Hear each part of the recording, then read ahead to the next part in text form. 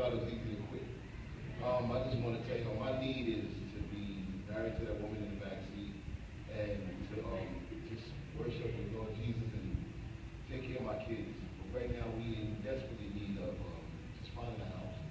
If we could find a house, we'd be okay. We came out of a fire, but we all right. God got us, and I'm just thankful to be here. You know, I'm thankful that my kids want to get up and come to church every Sunday now. So that's amazing. We've been to church, and they've never been like this.